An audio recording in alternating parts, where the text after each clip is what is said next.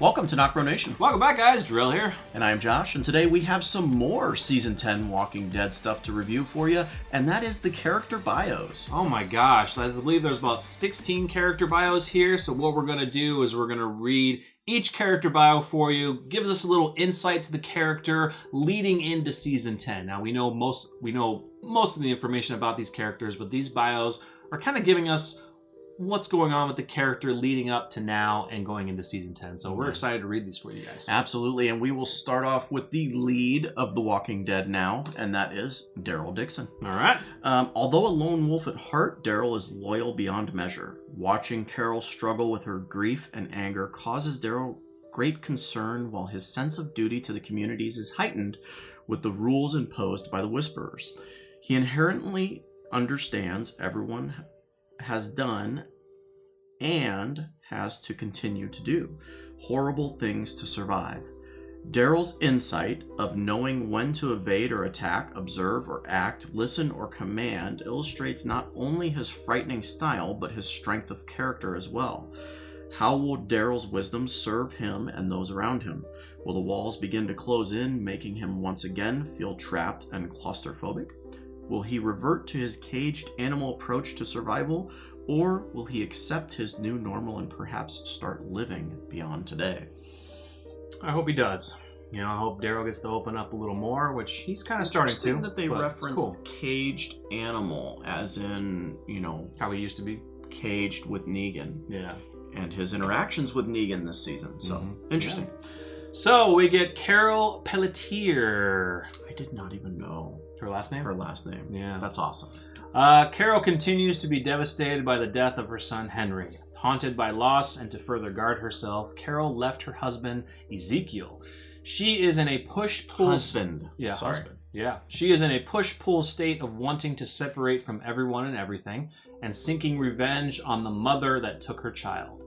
What is she capable of doing in order to erase the events of her past? What more is she willing to leave behind, and how might her actions affect the ones she loves? That's a good point. That's pretty interesting, guys. We won't go into too much analysis of these, but we just do want to read them for you. Yeah, good What's coming up is going to be... We'll see how much detail we get on this one. Yeah. Michonne. Michonne continues to be the strong strategic thinker that she has been before the post-apocalyptic world. Her pendulum has swung from staunchly independent to a pessimistic protector to having faith in humanity, but always squarely grounded in what is for the greater good and the safety of her family and communities. Michonne innately knows Alpha has all the power, and that they must abide by her rules for now, because revenge will get everyone killed. Michonne wants to dismantle Alpha's power. She is teaching Judith how to strategically attack her enemy. Yep. Yes. She must equip her daughter and her son for their future in this dead world.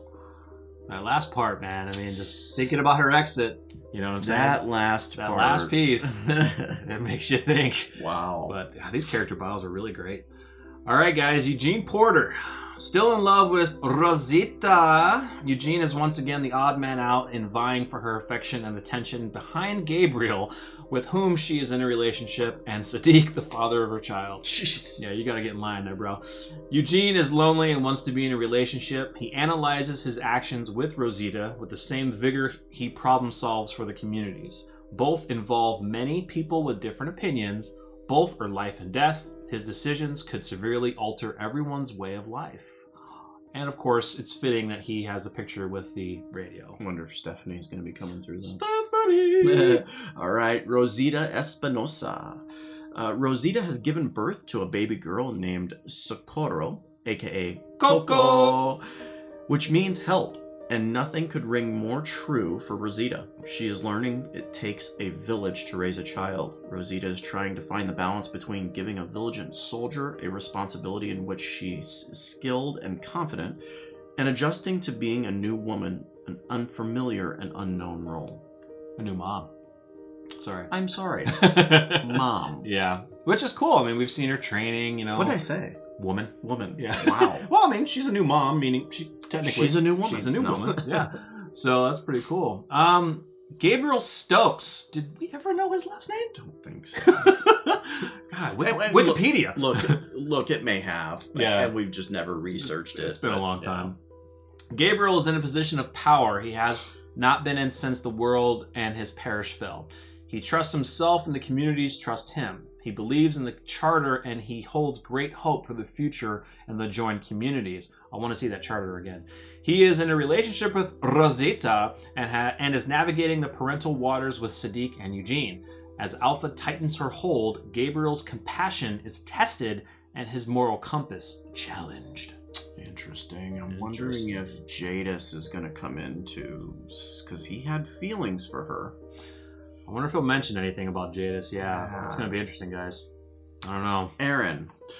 Aaron has not yet healed from the loss of Jesus and the tragic events of the fair. He will not let his guard down again. He has become a strong leader and no longer has the talk first mentality. Raising Gracie has filled him with a purpose and a fight as he trains the militae to protect their communities. That's interesting. He realizes there is no right or wrong in this world, just protecting your loved ones at whatever the cost. His survivor's guilt now has an outlet for release. Yeah, I mean, that's absolutely true. When we first met Aaron, he had to convince Rick and them to come with him, and now he's a changed man. He's a father, but he's a completely changed man. Yes, here we go, ladies and gentlemen. Negan! Negan is coming to terms with his post-sanctuary life. He has been granted some small freedoms, but struggles to find his place within the community, particularly when the increasing threat of the Whisperers causes paranoia and suspicion to seep in. Negan wants to lay low and not become the focus of anyone's rage, but what is a bad guy to do when he isn't allowed to be good? Will he find redemption? Regardless of the situation, whether he has the upper hand or not, Negan is always ruthlessly vocal and honest. I would say brutally. I'd say brutally. Vocal and honest. I mean, is brutally more than ruthlessly? It's probably about the same. And times change too. Yeah. He's been locked up. So yeah. Ezekiel is a former shadow of himself, having lost his family and the kingdom. Wow, I never thought of that. It just never clicked for me. Everything he has built is gone. He has let go of the pretense and presence of being king. Interesting. He's no longer the king. Yeah. He is unsure of his purpose and does not know if he will find hope again. His community is unraveling and looking towards him for help, but is this a weight too great to bear? Do you guys think that Ezekiel is going to stop talking the way he does now? It'd be that he's weird. Not king anymore? It'd be weird. He just starts talking normal? I think we've only seen that like once or twice. Yeah, that'd be weird. Once with Carol, and I think once with Jerry when he was like, Jerry, I'm not your king or whatever. Yeah, that's going to be interesting. Speaking of Jerry, guys, Ezekiel wasn't the only one who lost the kingdom. Jerry lost it too. Now Jerry is trying to hold on to Ezekiel, who is disappearing within himself. Without the king, Jerry tries to remain positive, hoping to create a new home at Hilltop for his family and the others displaced from the kingdom. There is no doubt Jerry wants his leader to return. Most definitely. Yeah. Jerry he loves the king, He's guys. Loyal. He's absolutely loyal. Love it. All right, Judith, a kid warrior beyond her years. Yeah. Judith is every bit Michonne's daughter, from the way she handles her sword to the way she handles people. She is also her brother's keeper, approaching the future with Carl's wisdom and RJ by her side. Rick, too, is a part of her daily life as she shares her vision of stories she's heard to keep his memory alive. Oh, I got goosebumps there. Her history is never forgotten. She embodies the past, present, and future. Will she have to grow up too soon, or will she be able to remain a kid for a little while longer? That's what I love about Judith, though, is that, she has, she's so young. She can take care of herself. She does what she does, but, from what we've seen, she still has time to be a kid. Couldn't find a better actress, too. Oh, great. Absolutely great. And we have some cool news coming at the end about some of these actors. So, all right, guys, Lydia. Not her mother's daughter, Lydia tries hard to assimilate into her newfound community. Like Negan, she feels she will never be accepted without questioning eyes upon her. Very true. Like Daryl, she is trying to unlearn her neglected animalistic upbringing. Will she find her voice as she traverses life between these two ways of survival? Man, I'm glad you got that one. That was a tongue twister right there. That's a lot. Yeah, she's gonna have some issues. But we were scrolling through this page, and Alpha's next, and I said to myself, "Yes, I got Alpha." All right, guys. Alpha is playing the long game for keeps. Her reign of terror is calculated.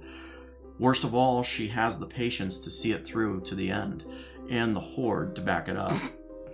You cannot question or escape what she is going to do. She believes primal instincts are the only way of survival and must prove the community's humanity of the past has no use in this world. She is calm and steady, as a leader should be, to keep her flock in line. Her massive flock in line. Yeah. I got Beta! Beta is a whisperer to his core, perhaps even more so than Alpha. Meeting Alpha in the post-apocalyptic world gave Beta an identity and a way to survive he never could have imagined without her. As Alpha's unwavering right-hand man, all he does is in her name. Ooh. I want to know how these two freaking met. That's what I want to know. And I think we're gonna know. Ooh. Legit. All right, Alden, not too much on him. Alden is on a mission to avenge Enid's death by attempting to fortify the communities with an impenetrable defense. Knowing defense is only one aspect of an attack, Alden is reactive and proactive in his thinking. Very true. Yeah. Like I said, I do like him, and I can't wait to know more on him. Magna. Magna does not like what she is seeing, and she certainly does not like the Whisperer's imposed rules.